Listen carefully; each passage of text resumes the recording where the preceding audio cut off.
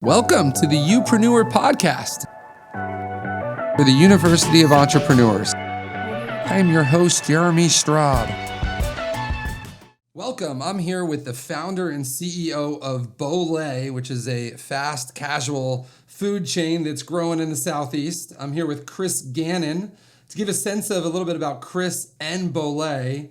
It was co-founded in 2016. Chris is the founder, was a 40 Under 40 award winner. Top 100 companies of FSU alum, Inc. Magazine's top 5,000 fastest growing companies. This is a cool one. 2020's Glassdoor's top 50 best places to work in the nation. Along with that, he just got yesterday, by the way, congratulations, Entrepreneur of the Year for Ernst & Young, which is a huge deal. So congrats on that, man. I guess we're going to celebrate after this. Yes, sir. We plan to celebrate big, and it's and those are all awards that, yes, I am the CEO and founder, and they kind of fall under my name.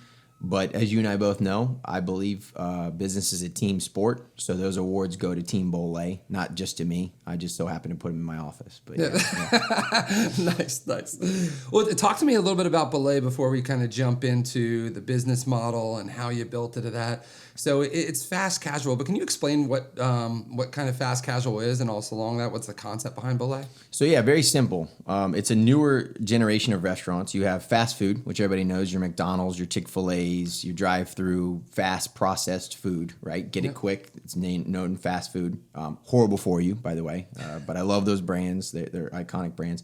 Then you have casual dining, which are your Outback Steakhouses, your Fleming's, or not Fleming's, but your TGI Fridays, all those brands. And then they have that new evolution of brand in the middle. It's called fast casual, getting all of the high quality food as a casual dining restaurant, but without the server, essentially. So you're getting it in a fast way. So you're fast casual, eliminating basically that tip that goes to the server and that long experience. And so, you know, we created a new brand and took a lot of the genius of what Chipotle had in that build your own bowl, walk down the line experience, point to your food. So you never have an order messed up because you're pointing at what you want, which is amazing. And I was managing, I've been in, fine dining. I've managed there. I've managed casual dining and also fast food with PDQ. And so you were in the restaurant business before you started Bolay in 2006? Yeah, I grew up in the restaurant business. My father is the co-founder of Outback Steakhouse, so I was born and raised in the industry. It's a good dad to be able to learn stuff from. Yeah. I have the blueprint of you got to see it. I got to see all the beautiful things of the restaurant industry. I grew up in New Orleans, Louisiana. We're ladies and gentlemen serving ladies and gentlemen, and that was just part of our culture in New Orleans. Like when someone came to your house, immediately you welcome with a glass of water or a cocktail. Yeah. And the first thing you do, it's just that Southern hospitality at its finest. I remember the greatest restaurant I've ever grown up at going to is Galatoire's Never heard of it. In New Orleans. If you go to New Orleans, go to Galatoire's and ask for Emery. He's a server. He's been there for 40 years. And you just go in there and you just kind of give him a direction of the food you like. And he says, I got you. And you don't even order. And he takes care of you that well because he's perfected his craft. So I got to grow up with some great restaurateurs in New Orleans, and this is where all spices, like the blackened spice and redfish, and that's where great spices were generated. And also getting to travel the world with my father, and getting to go to some of the greatest restaurants and watching him break down food and service and all those little reference points, as you know, in your business with Coastal Wealth. You have reference points in life, and you take all those to become you want to go win, right? So you want to put that winning spirit. Do you think you kind of got your entrepreneurial bug just from him watching it, or do you feel like it came from somewhere else? That's a good one. I think the ability to think outside of small business or one restaurant really came from my father. That courage to think big. My dad, if you got to know him, he's my hero, my mentor. He just thinks the world is his oyster, and he has no boundaries. And when you have no boundaries, you think big. And when you think big, you grow big and you go big. People ask, hey, were you planning on building a 15-unit restaurant chain? And obviously our goal is to go nationwide and so on and so forth. And no, I didn't. We wanted to build one. And it just started happening where we built one restaurant, Bolay, and it was a screaming success. Lines out the door from day one because we put all the things. I remember writing down the playbook. It was I wanted a community table from Carrabba's. I wanted the line from Chipotle. I wanted the music from this. I wanted the lighting from this. And I had like these note sections in my brain of every restaurant and everything I loved about what that restaurant did to me. Like, so when you were doing that, did you kind of know you were building a concept in your brain, or did your head just work when you were walking in places? You're saying, well, I really like this, I really like this, and then all of a sudden later down the road you decided to start the Bolay concept, or were you kind of out there searching for it and just thinking it through and kind of knew it was always going to happen, and you were kind of just taking tidbits from your different experiences? I didn't have a plan, to be honest with you. I was managing fast food, and I was just, quite frankly, I thought I could do a better playbook. I didn't like... And you were an employee at that time. I was an employee as a franchisee running an area, and I just remembered bringing ideas up to the corporate team and them constantly being told no. Yeah. And I told myself, you know, and I listened to Kat Cole at that speech the other day, and what you always got to remember is your frontline employees or team members at Bolay will always know more than anybody at the top. They just can't articulate what the problem is. And that, when she said that, Kat Cole, genius woman, resonated with me. And it's true. I was that frontline team member, and I had the ideas and this and that, and they just never made it to the top. And I said, if I ever create a company, I'm going to make sure we are dedicated to the voice of the guest and the voice of the team, listening to the team. And so we have incredible processes to listen to our team. And quite frankly, those processes. So speed, what our guest comes through, what they complain about, what's in their way. And I look, as a leader of the company, my job is just to remove roadblocks for our team to go do their job and let them run. It's not run from the top, it's run from the bottom up. And that's how we don't even look at it as top or bottom. With the Bolay Support Center, which is our corporate office, and it literally is that, to support the restaurants. The cash registers are at the restaurants. There is no cash register at the support center. Yeah. So we literally make a point to be dedicated to helping our team. And honestly, it's beautiful because we own the company 100% right now. And so I don't have an investor. Not to go the franchise model at all or anything like that? It's all corporate-owned stores? Yes, because we believe our culture and our systems and our processes and our dedication to perfection and winning far exceed number of restaurants. So someone had a great quote: "You grow for show but operate for dough." And it was something along that lines. I remember her Kathleen. I'm drawing a blank to her last name, but great woman. And it's true. You know, some people get so dedicated and growing. How many restaurants you have? It doesn't matter how many restaurants you have. It's how profitable your business is. Yeah. And you know, we don't have to answer to investors. We do have some small investors at the early stages of the company, and that's a beautiful thing. Yeah. So the two people we answer to. So when you kind of first started, you got little friends and family to kind of get it going. But yeah, we had some wonderful investors. Ricky Fowler, the professional golfer, is one of our investors in the store level early on. And but it allows us to answer to two people. Our team, first and foremost, because when they're happy, they take care of our guests. And then the guests. So when we have just those two people to listen to, I feel like it's a perfect combination. So how do you, you have 15 stores, and they're kind of all around the state of Florida. I know you were out there traveling yesterday looking for new sites too. And then you have a corporate center that is outside of that. And so what I'm curious about, especially in this virtual environment that we're in right now, how does the communication get there? So if the customer is most important when they're walking in the door, and it's your frontline workers that are actually interacting with the customer, how does that feedback get to you at the executive level when, I know you're bouncing around stores, but how are you actually getting that feedback? Is it systematized? Is it more just you belly to belly with people walking into stores talking? Tell me a little about it. Well, first and foremost, we have no employees and we have no customers at Bolay. We only have team members and we have guests. And we truly believe that a team wins and loses together, not employees. And our customers are our guests, because we truly believe that they come in that front door and those are our guests. And so it's a multitude of different ways of listening, all very expensive. Whether it be online surveys, whether it be talking to teams, whether it be surveys, whether it be focus groups, social media scores, really listen and read your social media. And I can't tell people enough. Spend some time. Go read your own social media reviews and scores via Yelp, via Facebook, via Google.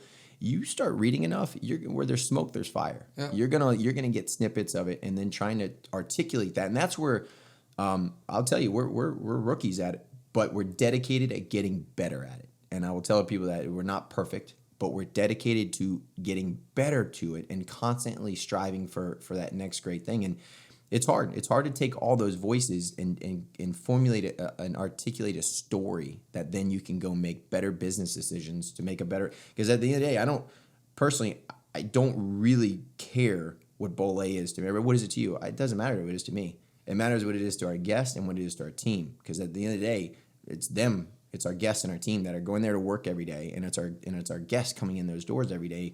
And we're truly humbled that they choose us over anybody else.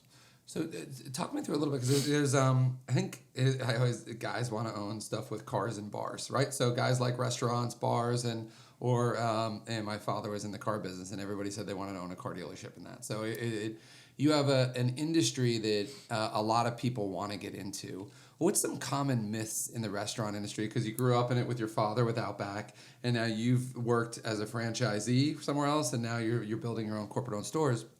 What's some common myths you hear, or even bad advice you hear with regarding getting in the industry or the industry? That's an easy one. That it's easy. Everybody wants to get in the restaurant business. What people fail to recognize or remember is the restaurant business is a labor of love. Yes, there's money to be made into it, but it's not like tech money. It's not like any other money. Our margins are thinner than thin. You do it because you love people. If you don't love people, it doesn't matter your love for food. It's interesting you said people, not food, because most people think first. Of food. Oh, we're in the people business, bar none. It just so happens our product is food. Yeah. And yes, we're dedicated to making both better, but you have to love your people, working with people, inspiring your people, making your people better, and a team. And then you have to love guests, because at the end of the day, that's who's coming in and out of your doors. And again, I trace it back to why did I get in this business, and it's because I grew up in New Orleans. It was just part of our DNA to make people happy. If you're from New Orleans, it's let the good times roll. It's a great time.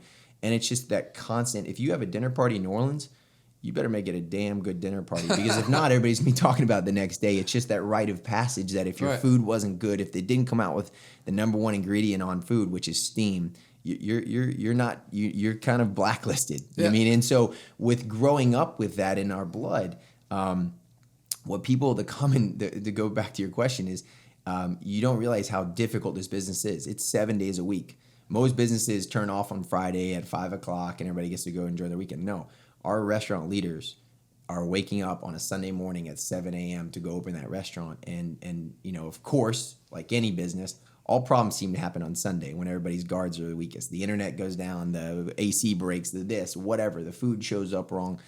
And the restaurant business is 1,000 details every single day. Is the lights working? Are the AC working? Is the team members showing up? Did the food come in? Did we make it? Did the burr mixer break on you that day and you can't make the sauces to open up? Did the ovens go? And it's just a million details. And then, oh, by the way, when you open your doors, you just pray that the guests choose you over the other 1,000 restaurants that are out there. And so the competition is fierce because everybody's gotten in the restaurant business. It's fun. It's sexy. But it's very difficult. So what's advice that you would give somebody if they're thinking about, besides don't get in the industry, but if you're giving advice that somebody's thinking about opening up a restaurant, whether it is a concept yours where that's that polished fast casual, which I love how you kind of say that than opposed to fast casual, or if it's just a normal sit down restaurant, any advice you would give them? I would give that same advice to anybody getting into any business is unless you are Mark Zuckerberg or somebody that's just that God-given genius to go and create without being led by someone else. Go get in businesses and learn from a lot of different leaders in the industry. Go learn on someone else's dollar, essentially. I got some great mentors at Trulux, at Outback, at PDQ, at the multitude of restaurants, and I got to learn from great leaders, from mediocre leaders, and bad leaders. And each one of those formulated me to then go make a decision versus go try and learn on my own dollar. I get to learn and take all those reference points that we like to talk about and bring those back to create our playbook, essentially. And so it's like any great NFL player. They've had great coaches, whether it be their middle school coach, their high school coach. Each one of those coaches in each drill they ran differently at different whatever camps formulated who they are as a player. And then obviously you got to have talent. Right? You've got to be good. You can't just, you see the NFL is competitive. And so I always like to equate business to team sports. I mean, it is a team sport. You and I both know. Doesn't matter how good you are, doesn't matter how good I am. If your team isn't as good as you, if you're a great quarterback, you don't have a great wide receiver, you're not going to win the Super Bowl. Do you think, so you were the second youngest to win the U.S. Open in polo. So congratulations on that, too. I saw a picture of your house of a horse laying on top of you, though, so I don't know how good you were at it or not, but you once. But talk me through. So you got to fall to win. Yeah. You got to fall to get back up, right? So you played team sports, though, and clearly at the highest level on the polo field. What have you taken from that team sport that you played and the time you were in playing at the highest level in a sport to business? Has there been concepts that you've been able to pull? That's a great question. It's an easy one. I got to play. I was privileged and humbled to get to play with Adolfo Cambiaso, who is literally the Tiger Woods, the Michael Jordan of polo. And I watched him and I studied him and I watched his dedication. I always question, why is he doing that, or why is he doing that? And his dedication to finding the next great horse, right? If you don't have great horses in polo, you're not going to win.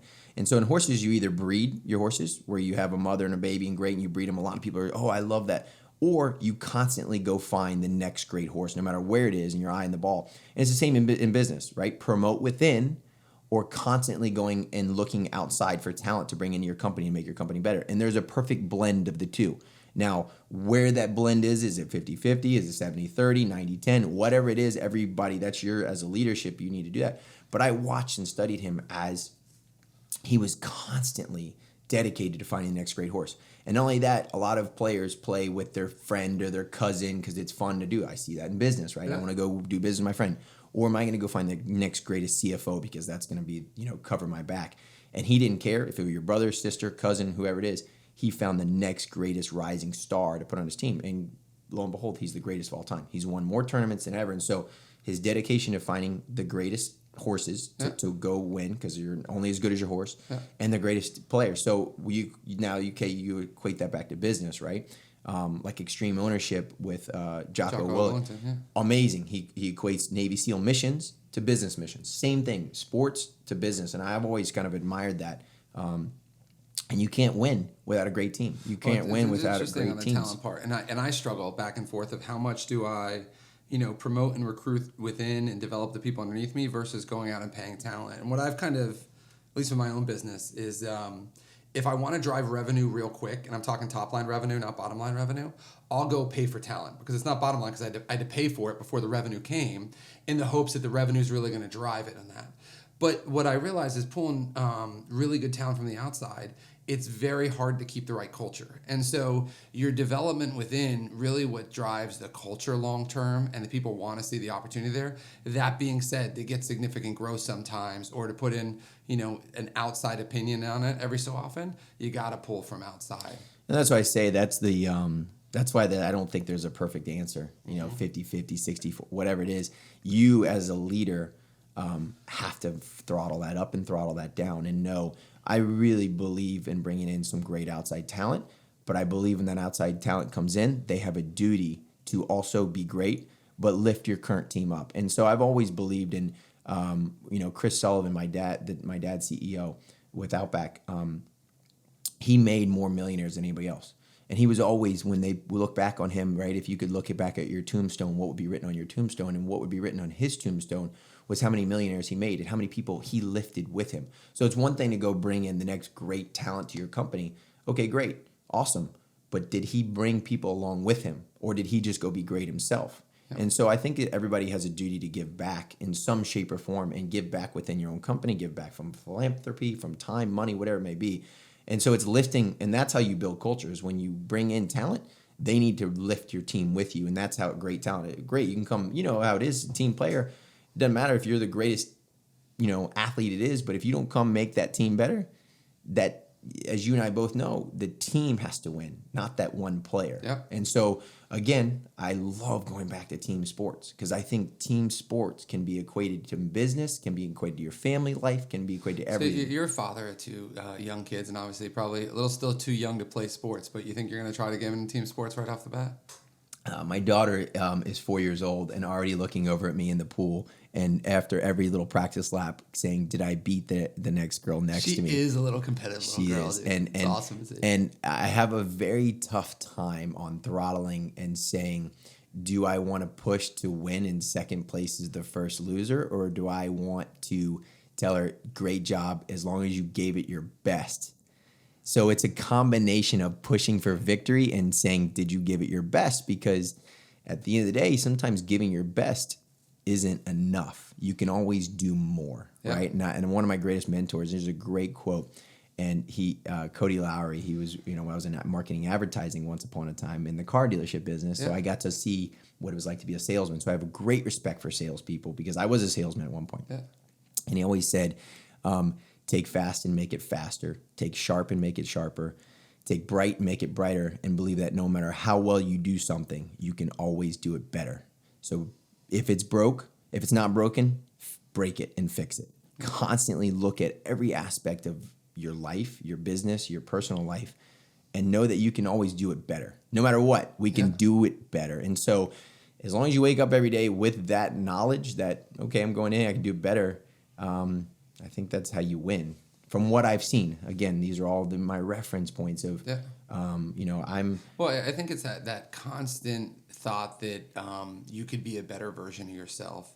It's that constant striving I remember reading a quote. It had to do with a guy who's CEO of a large paper company, and he said, I never stopped trying to become qualified for the job. That's the CEO of a large company on it. But I always felt I hit roles that I wasn't ready for. I always felt roles that I thought I earned, but I'm like, somebody's going to find out I'm a fraud and I don't know what the hell I'm doing, right? And then, so that always drove me to keep learning, reading, talking to business owners like yourself, and trying to surround myself with people and knowledge from reading or mentors to be able to keep growing on that part. And as long as I think you as an individual have that mindset, you're going to keep, and it might take you to a different spot than you expected to take you, but you're going to keep growing and developing. And talking about taking to a different spot, I'm just curious on this, because you started to build the business from a concept you had, kind of pulling all these different ideas from different restaurants. What have you kind of changed your mind about in the last couple of years, where you thought directionally this is kind of where I was going, or this, when I'm talking with the business, this is where I thought it would be, and you know what, as I learned from this person or this, I kind of pivoted, and here's what I thought about differently. Well, through coronavirus this year, we've had to pivot massively. And what I learned really quickly was things that I had as like a Q4 goal, or, hey, we're going to accomplish this by Q1 of 2021. We accomplished in 2 days. Yeah. And that is the most amazing thing, is what gets focused on gets done. And so what I will tell people is, don't put these crazy long timelines. Make shit happen. And my father always put that in my head. Hey, what are you coming into the day and the work today to make it happen? What have you come in to move the needle? We all realize that we come to work and we worked hard. Yep. But then you look back at, even just on an hourly basis or a 24-hour basis, like, okay, what did I accomplish? What did I really accomplish today? I went, I answered emails, I had meetings, I was busy, but what needle did I move? And I think one of the things we pivoted through is coronavirus, the COVID, whatever, is just how quickly we had to pivot to stay alive. You look at the Navy SEAL credo and so on and so forth. It's, adapt, overcome, and then persevere. And we are truly we adapted, we've overcome, and now we're persevering through it. And, one of the things that people don't realize is, if you're in the restaurant business, you never got to work from home. You never got to go be from home. And I tell you, I was never more humbled and honored to work next to the restaurant group and our team at Bolay, because we never got to work from home. Everybody else got to work from home and do Zooms. We did a little bit of it from the support center for a week. But other than that, our team kept going to restaurants every day, not knowing how bad this virus was or whatever, to stay alive. Because it was basically, it was that or go get on unemployment. And it was a very simple conversation, and we all chose to push through and try and beat this thing. And I think looking back, have you been able to? So I'm an investor in a couple different restaurants, and we were 80% off in revenue with just the takeout, and us the takeout wasn't covering the cost of everything like that. Have you guys started to bounce back or get closer to more normalized revenue? Yeah, we were 80% down, and then now we're 30% down. But we've become more profitable because of how we've been able to pivot and learn. And I remember when it first started, my father went to me and said, "Chris, make this the company you dreamed about." it to be. This is your chance to rip Band-Aids off, to do things that you wouldn't normally do because you were afraid, or you didn't want to rock the boat or whatnot. And we did them. We did them all. Yeah. Each one we did it quick, but we monitored it quick to see how bad or what did this affect, and so forth. And we're still limping along this year. I mean, I'm not going to sugarcoat it. It's the restaurant industry was the hardest hit in my humble opinion. 100%. Other than the cruise lines. Yeah. But yeah, we were one of the top hits, and it's but it's the old saying, what doesn't kill you makes you stronger, and we've become stronger through it. It was our mini Great Depression. I think, as a younger business leader, we haven't faced these kind of crazy adversities, but life, you need to have this. The sweet's not as sweet without the sour. Yeah. And I tell you, the sour was really sour this year, but it definitely makes you and humbles you and makes you appreciate the little things we have, and really just kind of, I think America in general just needed a gut check, and we all got it. You know, we all needed to. We were America. We were high on life, and nothing could stop us. And you realize that we're all human beings, and we all needed some humility, and we got it. I personally got it, and feel better for it too, and a lot more grateful human being, a grateful American for what we have and how we're still around, and our country is binding together to get through this. So yeah, it's interesting how much it changed your priorities, kind of rethought of what's important, what's not important, where you're spending your time, where not you're spending your time, and kind of redefining where careers are. Right? People are saying, you know what, if I'm going to work, I want to actually enjoy work. And you're getting a lot of people through the fact that they have been laid off or furloughed and that, jumping into entrepreneurship and thinking about doing something for themselves, to not be in control of a boss. And so talk me through a little bit about what you had to give up to get Bolay started. Is there anything that you can look back? Because, I mean, you had some franchises. You obviously have the right experience that you can go get a high-paying job, probably working for a restaurant group with the experience you had. What did you have to give up to be able to kind of chase this passion that you wanted? It was difficult. I remember when my wife was pregnant with our first daughter. We have a picture of her, and her belly was bigger than big. And we were opening the restaurant, and he up there helping me hang pictures on the wall and so on and so forth. I worked probably 90 days straight in the restaurant, almost brought a toothbrush and just stayed in the restaurant because we were dedication to quality when you get it going. And it's just this burning desire in your belly to go do it better. I don't know, when you just, I've never, not a great creator, but I'm always great at seeing something and seeing how can I make that better, right? Yeah. Take sharp and make it sharper, back to that quote. And it was giving up security. It was giving up that comfort blanket, if you will. And, it was, I look back and I'm like, what was I thinking? Like, how did I even have the courage to do it? And again, I think that's kind of where I'm blessed with my father, to just see how he just says, go for it. You go for it. Let's do it. You got this. And you just need a couple people in your corner. And I think life, some people just have that God-given talent to be extraordinary on their own. I'm a group of my friends, and I tell everybody I am, not the brightest guy on the block, but I have a phone of contacts that I've developed over a long period of time. And if I could give anybody, young entrepreneurs, advice, is develop contacts no matter where you go, network your face off. And my mom taught me something really early on, the power of a handwritten thank you note. It's kind of a secret I like to give out, but whatever, if I can make people better, inspire people better. But everybody opens a FedEx envelope. Put a handwritten thank you note. Stay away from text messages, stay away from emails, but really go back to what our founding fathers did, where they had the power of the written language, and write a handwritten thank you note. And everybody opens up an FedEx envelope. It's 100%. And when I you actually do check that, my mail now. My email, I don't check. You don't check. And so you get the handwritten thank you note, and you're like, wow, this is different. This is different. This guy's different. And so when you do pick up that phone and you call that individual for a little piece of advice, you take all these, and I will call a lot of great leaders before I have some big decisions. And then I take all those different points and I formulate my own decision. They don't give me the decision, but they give me reference points. A great quote I saw from Warren Buffett is, a mentor is not going to make you rich. A doctor is not going to make you healthy. School's not going to make you wealthy, whatnot. But it's what you take from that advice and that information that you will go on to the next stage. And so looking back on it, I am blessed to have wonderful people, but I work really hard at maintaining relationships. I get in the car and I randomly call a lot of people and say thank you for whatever they might have done for me in my past, and just be grateful, right? Grateful that they give you your time. I think, people know that they should have mentors. People realize that they should reach out to people. And for some reason, and I see it with so many people that work in my company, they never take the steps to pick up the phone and make a call. And if I look back at my career, I always built relationships by asking people to mentor me for a few months. And so, I always have 3 mentors at one time. I have somebody that's already in a job like mine that's just doing it better. And I said, can I talk to you once a month for 6 months? Not any longer than 6 months, 30 minutes. I'll send you an agenda ahead of time. You don't have to do any prep. You'll know the topics I'm talking about. Let me just pick your brain. And I do one person in a role that's like mine.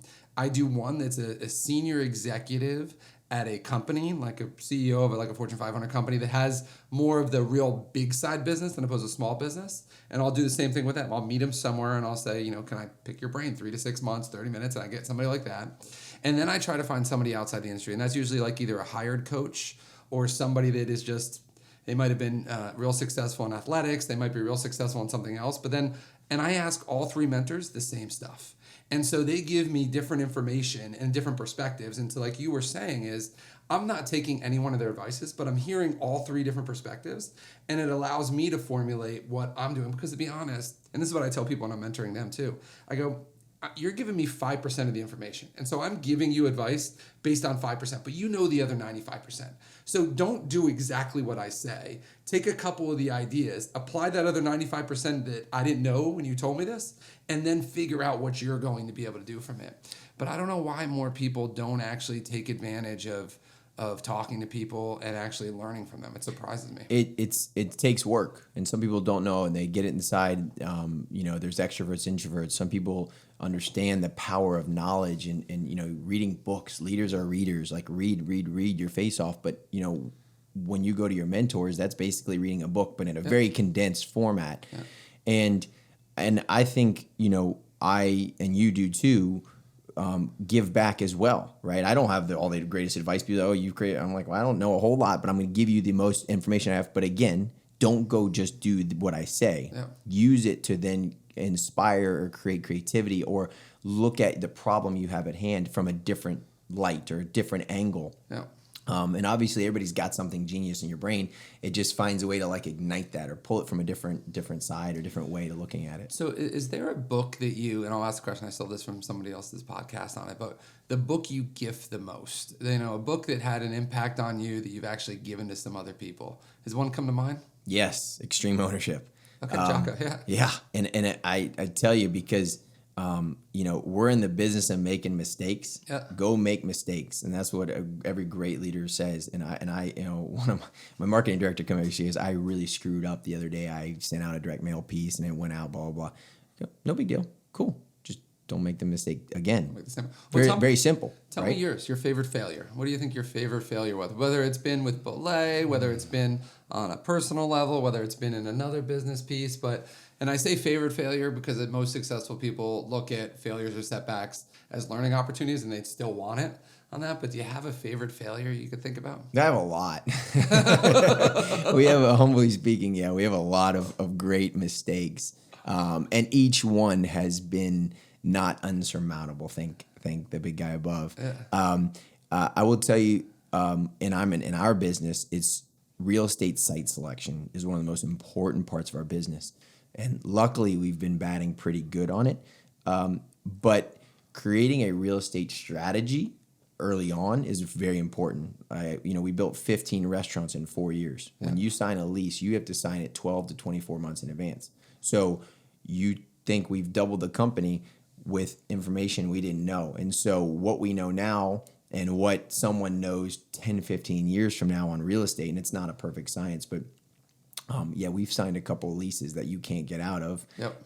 That have been pretty hard to get over. It's about great people and great sites. Yep. That's what it's all about. And so we've picked a couple of sites that early on we signed, and then all of a sudden we go to open it 2 years later, I'm like, what were we thinking 2 years ago when we made this decision? Yeah. So that's been a challenge.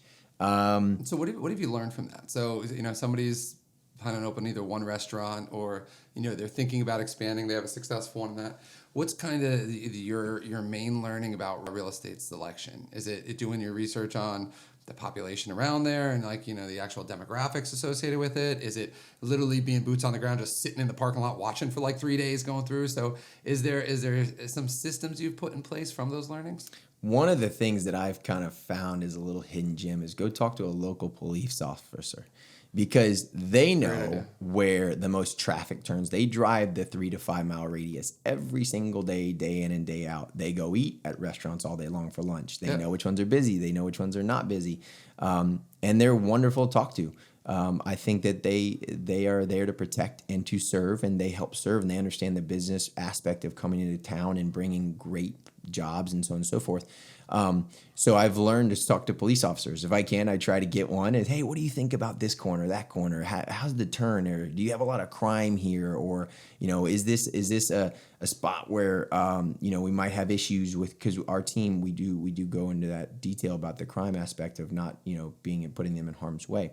That was a good one. A little secret learning lesson I never knew about. And that's just me, because that's just me. I go up and talk to everybody. I learned that from my great boss, Cody Lowry. You just connect with people. Human beings are wonderful, wonderful people, and just go make connections, go make human connections. So that and competitive analysis of restaurants of like kind. If you go in there and you kind of find out how are you doing compared to your peers, you can kind of tell, okay, this restaurant's there's a story to be told about a certain area on all the restaurants on how they're doing or not doing. Yeah, it's and a lot of obviously the big chains have extreme research on it to be able to go through. I was reading an article that said within a 2 mile radius of Starbucks, Zillow will have price increases of 0.2 or 2% higher than other places around there. So you can kind of tell where prices are going to go up in houses by where a Starbucks put something there, because they're already ahead of time. Yeah, the big boys get a lot of information that we couldn't even dream about. Mobile data, this stuff that's out there now is borderline invasive and scary of how much they know about a certain person. Just steal their research and put it right next to them. So two more questions for you. So I'm going to screw up how you explain this, but I want you to talk a little bit about this because it's interesting. You went to FSU and you were the chief, what do they call it? Osceola. So you're the guy up on the horse running. How did you end up with that? Tell me about what that experience was like. So I got to portray Chief Osceola, who's a Native American, the unconquered. People don't realize Chief Osceola was brought in under a flag of truce, and then he died of malaria in prison. And so that's why the Seminole Indians were the unconquered tribe, the only tribe in America that was not conquered. And it's a beautiful story. And he was the one that everybody wanted to be him. Every girl wanted to be him. He could run across alligators. You read the stories on him. He was just a phenomenal human being and great leader. But yeah, it was again the power of connections. I was at Florida State University getting my finance degree, and I was a professional pallbearer, so I could ride. And I got to meet a guy. He says, my dad said, you could be Chief Osceola. I said, I want to be Chief Osceola. Well, I just so happened to was standing next to the guy who was connected with the guy and friends. And so he said, I know the guy. And they just needed an Osceola to portray that year. And so it was a perfect timing scenario. And you talk about riding out in the field, no saddle, flaming spear in front of 93,000 fans screaming their heads off. And that's awesome. Rear the horse up without a saddle. With a spear weighing 20 pounds, lit on fire with kerosene, with a wig on. How many times did you practice it? Or was it did you just roll out? No, it was 5 days a week. I was considered part of the team, full scholarship. I had to maintain a 3.0 or higher GPA. I was inducted by the Seminole tribe. They still make the regalia, the outfit for for Chief. And about 45 minutes of makeup every single game. I had to wake up, if it were a 12 o'clock game, I'm waking up at 4 a.m. to ride the horse, get him ready, drive in with a police escort. They flick on the lights. You talk about a rush upon rushes. So everybody asked me, what is that, better than that, or winning the U.S. Open? And I will tell you, Chief Osceola was pretty up there. Yeah, it was up there. I have a greater appreciation now, and I was telling you this before, but I've never really rode horses at all, maybe once on a trail ride and that. And I did a cattle drive a couple weeks ago, and I'm like, man, I did not know how difficult it is, how stubborn they are, how much you got to be the boss to it. So I can't imagine going bareback, a bunch of people screaming at you, flaming spear you're going through and being able to do it. Did you fall off ever? In practice. In practice is where we I get was a really lot hoping of. there was a story you did in front of the No, group. thankfully, knock on wood. Knock on wood. It was practice, and people don't realize when you're in a movie and you see a horse do that rear, that perfect Zorro rear, if you will. Yeah. That was probably 100 takes over multiple days to get that one shot. When you're on live, When you theater, go back on a horse, do you still do that every so often? if I can get the horse to rear, typically you don't want a horse to rear. That's exactly what you don't want. And so, because most horses might go up too Fall high backwards? and come back over. They don't, because imagine it's like a kid on your shoulders. Yeah. If they lean backwards too far, it pulls your balance back. It's Yeah. the same concept of the horse. And so there's a lot of practice and training. A couple times in practice, you know, he goes up too high, you throw the spear quickly and you push off the back and you just get ready. But I tell you, you got one shot in the middle of the end zone. And I remember one time horses. Oh, you throw the spear. You plant the spear. You, Gotcha, you literally gotcha. plant it, and if you don't go straight and down, it'll come back at you with the flame. Oh, and that's that right. flame will come. And you're wearing a wig, so that's a combination for not fun. But there's a lot of safety and precautions that are put in by the Osceola team that are from the Durham family over many years of perfection, and they run it. And I learned so much from Alan Durham about one of the greatest lessons he taught me. And this is something I hope everybody does, is you don't call a cop a cop. You don't call the president of the United States by their first name. You call them by their title. You don't call a doctor Tommy. You call him Dr. Tommy or the doctor last name. You call a police officer Officer Howard or whatnot. President Obama, President Trump, both, because they worked hard and you respect that title. And I remember he always told me that, Chris, that's officer, because we had a group of wonderful police officers that always escorted us. Yeah. And this was little reference points. And we cleaned the trailer. I don't understood why we'd clean the trailer at 4 a.m. in Tallahassee when it's 30 degrees out in the morning, but it was his dedication to perfection. And he knew every single game that you went in, and if you dotted every T and dotted every I and crossed every T, you're gonna do it right. And so you take that business and back into business practices, and you're gonna do right if you've done the correct preparation. And so again, that's another reference like making point your bed that I when had. you first wake up, and how that's a big thing now, starting your day off by doing something. 100%. Last question for you. So tell me your most memorable day in your career. Now that could be whether it's through Bolay, it could have been before Bolay, it could have been an experience with your employees, it could have been something for yourself in your career, but do you have a most memorable day or experience? There's a lot of them, and I tell you, it's every single time we have a new young leader put on a chef coat. We have the chef coat initiation experience, which is really fun, and it's. I never realized it. Some people ask me how much revenue we're doing. I don't even know. I'm horrible with our numbers. Absolutely horrible. I need to get better at it. I'm just dedicated to watching our people grow, and every time they do it, we do a fun little ceremony where we, again, back to team sports, we allow the team members, the hourly team members, to take ice buckets and dump ice on our new salary leaders as a symbol of, Coach, we won. We're winning. And so every time we get to promote a new leader, it's my favorite tradition in Bolay that we do. And we literally dump ice. And I have a whole album in my iPhone of all of them. And How'd every you come year up we with do that it. idea? Winning teams, coaches, right? The team, as a sign of humility, I'm going to get to dump some ice on the coach and so on and so forth. So we just took that same thing, and it's not mandatory. It's voluntary. We've never had one person opt out of it yet, and every leader loves doing it. And it's just this wonderful celebration, and they've earned it. They've earned that winning. I earned my chef coat. I earned that. So whenever you go to Bolay and you see a blue chef coat, just know that person at one shape, form has had a nice bucket by their teams, got nice. So I think that is probably the most fun part of our business, and it's not even opening up more restaurants or hitting revenue numbers or so and so forth or profit numbers. It's watching people grow. I mean, we have that ability. What I loved about this whole conversation today is how much you focus in on the little details for culture, and how much people is at the forefront of your strategy in business. And I think a lot of people miss that. And then, we were at an event last night. It was the same deal with a guy that had huge exit, and how much was spent around culture and people. And, it's one of these times in the world where I think everybody's kind of worried about expenses, worried about, how they're actually running their business strategies at work in a COVID environment and that.